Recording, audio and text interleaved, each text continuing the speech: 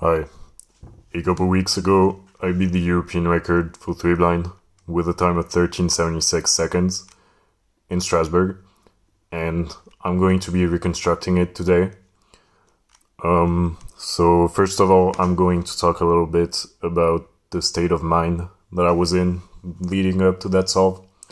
So this was the second round of a competition with 3 rounds, and my main goal for the competition was to beat the national record mean, which was 18.5 at the time. And like for the context, I average about low 16 to high 15 at home. So like really all I needed was to safety and not get DNFs pretty much. And so like leading up to that solve, I was thinking like that I should go slow in order to safety a 17 or 18. And so I really wasn't expecting to like get a big single, like let alone destroy the previous European record. But I'm very happy that I did, obviously. And so so this is the scramble that I got, and the orientation that I got. And so the first thing that I do is to get in my own orientation, because everybody who does blind always uses the same orientation. And so mine is kind of the standard. It's white top, green front. And I use the Spef's lettering scheme, which is also kind of the standard. So I'm gonna say the memo in Spef's. I'm also obviously gonna point for people who don't use Spef's. And so for the context, I use 3 style. Every single good and even intermediate blinder. And I first I memo corners, then edges, and reverse for the execution, edges and corners, which is also kind of standard. And these are my buffers, my main buffers. So this is the piece that I'm gonna start tracing from. And so this piece goes here, which is the letter O. And then it goes here to B. Then P, H, F, E. And this is my buffer sticker. So this is only 3 corner pairs, which is indicates that it's gonna be a good scramble, because on average you get 4. And then I can already tell as well that these are good commutators. Not only there's only 3 outs, but these are 3 good outs. So I can tell that it's a good scramble already. And because I got a good scramble in the first one as well, and in the first round I saw that it was a good scramble, and I started panicking because I was like, I can get European record on that maybe. And so instead of that, I got a 16 DNF, which is not what I was going for. So here, while I'm memoing, I remember first round, and I'm I really I can tell that this is a good scramble, but I need to remember that it doesn't matter if I get a good single right now. All I'm going for is a success, and I think this helped me manage my nerves better. Because if I was this is ER, I would have started panicking, and it might have been a DNF. And this also made me go a bit slower, especially for the memo, because the solve had 6.5 memo roughly, which is the kind of memo that you would expect on maybe a low 17 second solve, something like that. Definitely not on a 13. But it's better to get a 13. That's a success than memorizing faster and getting a 11 DNF or something. So that's completely fine. It's just that maybe if I got this Scramble in a different context, I would have maybe got a better time, or maybe a DNF, who knows.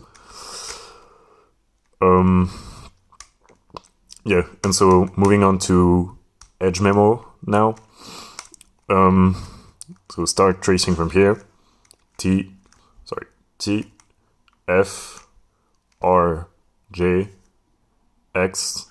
I actually use Y for this, but like the standard is X, E, and then I only have 3 pieces left to memo, and like at this point I don't really need to really like trace them and like use letters and stuff. Like I can just see the 3 pieces and I just like put the blindfold on right away, because I mean it wouldn't even be really useful to keep memorizing at this point, because this like the standard way you'd go A, M, and then do a flip AUG, but like that's not a very efficient way to do flips, because flip AUGs, they're a bit longer than your average comm, so you can like actually do this with 2 commutators instead of like 1 commutator and a flip AUG, and it's better.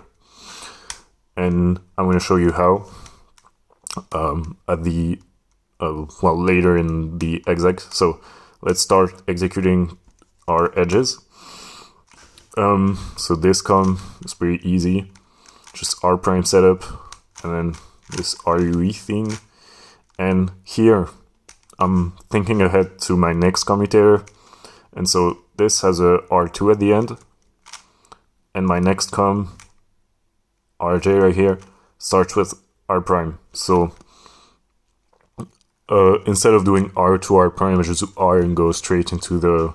Actually, I think I lock up a little bit, but slightly, like, other than that, I just go straight into the next comm.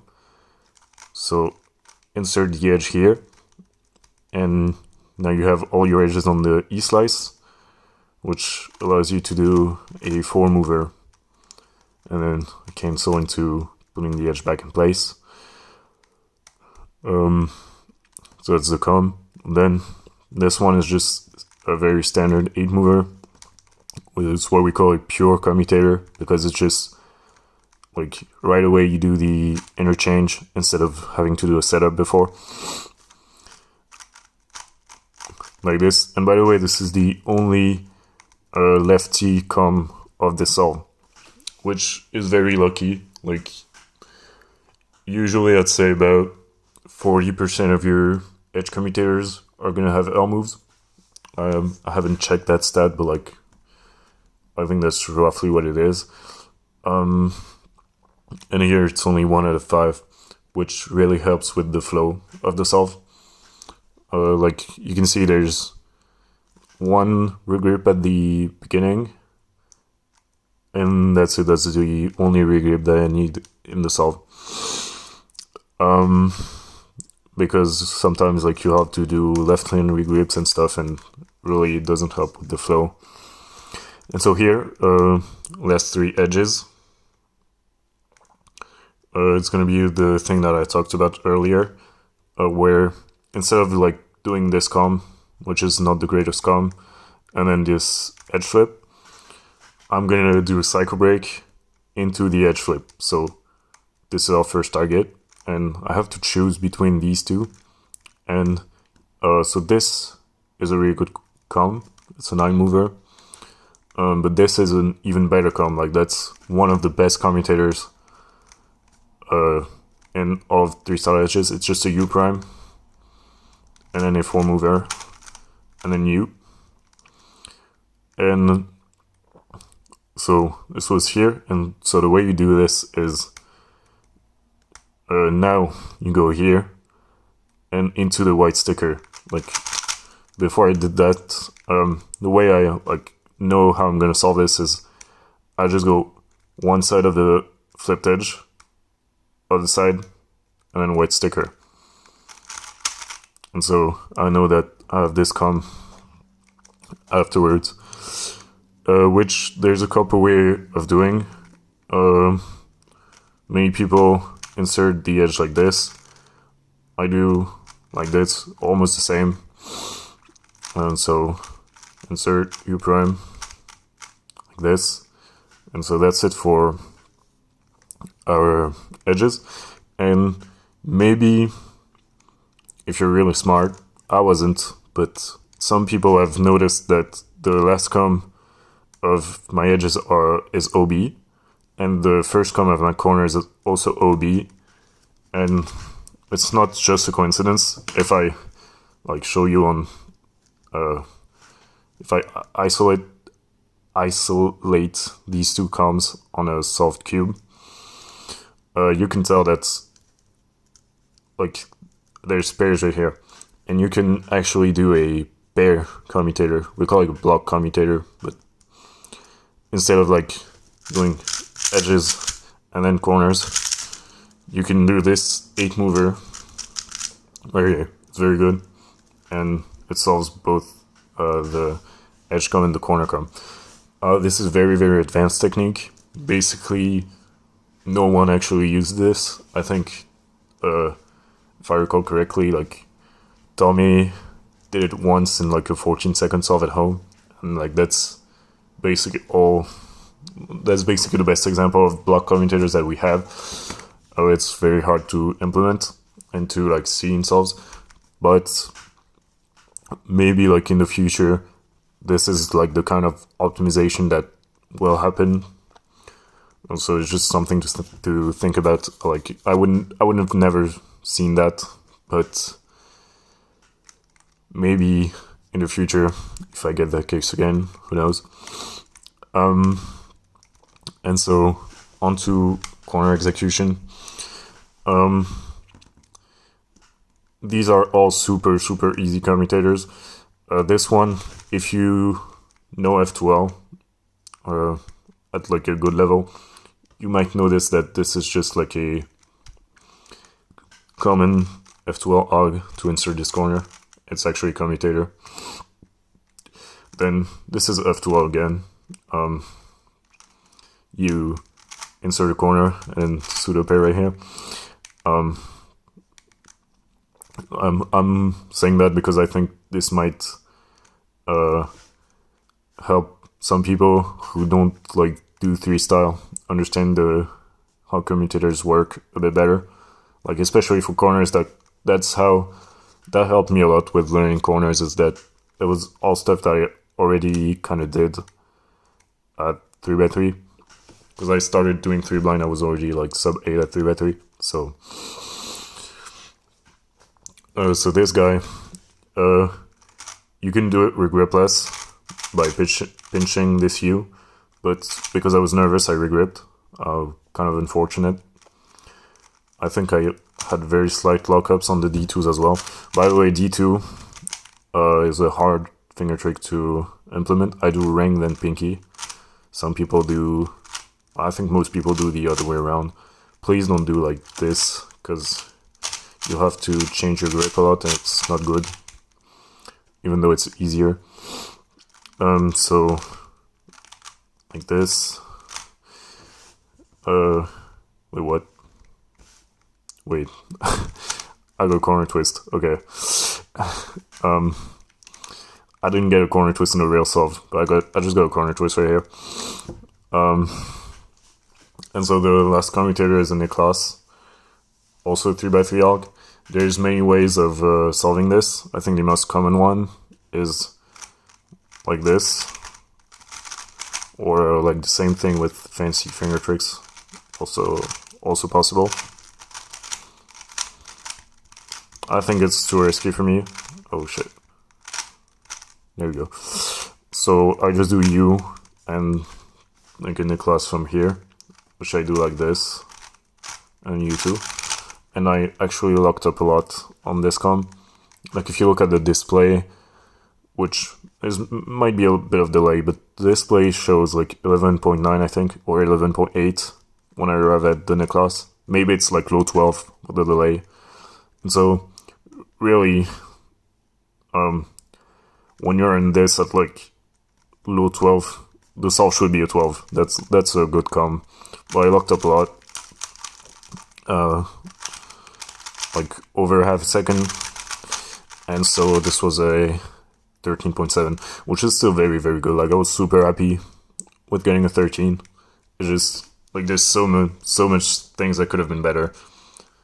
And by the way, I think the best arg in this very case, like this is my standard arg that I use, and I pretty much only use one algorithm per case. But like there's people who are better than me, at least better than me at this. I'm thinking of Elliot Kubilansky, for example. He does this a lot. He switches algorithms depending on like the context, like depending on his grip. If it's like here, like this, he will have different algorithms for his comms, like for the same case all of the time. And in this case, because this is the last commutator, what you can actually do is do a Z rotation, because you won't have to rotate back because this is the last com, and this becomes like a very, very easy 8 mover. And I think when you get this case at the end, this is the best option. I didn't know it before the solve, but people had told me that they would have done that, and I think they're right. I think if I had done this, first of all, like I would not have locked up, because this is a lot easier to execute than this. And yeah. So it's just that, like, it's crazy because 13, an official 13 is, especially as a first, like sub 15 out of anybody in Europe, is a crazy good time to get in competition. And yet, like, there's so many things that could have been a lot better about this solve. But, like, I don't really, like, care in the way that, oh, this is world record fail or something. This is just, like, something that I can improve on in future solves. Future solves. Sorry for the English. And so yeah, I'm just happy that there's like still a lot of room for improvement, even at like the WF5 level. Like if I get this exact solve at home, I'm probably disappointed because, yeah, like slow memo, lockups and stuff. But like the main thing that I was struggling with in competition was the nerves. So I think I did a pretty good job at managing my nerves. And like, even though the solve wasn't like technically perfect, it was still a very good time. And that's mostly because I managed my nerves pretty well. So I'm very, very happy with the solve. And I'm just like looking forward to doing even better in the future when I get another good scramble, or like even I can definitely get a 13 on worse scrambles than this. So yeah, by the way, there's been a reconstruction in French on the French Speaking Association Twitch channel, and I'm gonna link it in the description.